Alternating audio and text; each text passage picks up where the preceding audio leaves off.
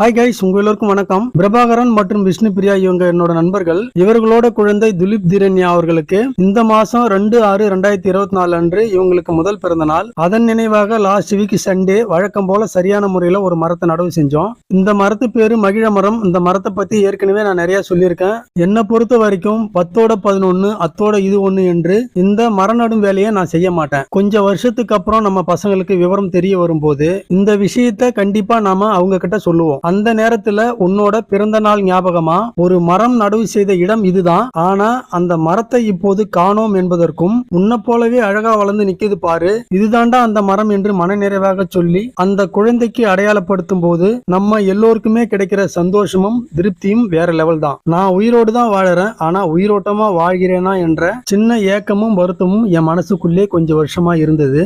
அந்த கவலையை இந்த மரங்கள் நடும் வேலைகளால நான் சரி பண்ணிட்டேன்னு நினைக்கிறேன். மீண்டும் அடுத்த பதிவுல சந்திக்கலாம்.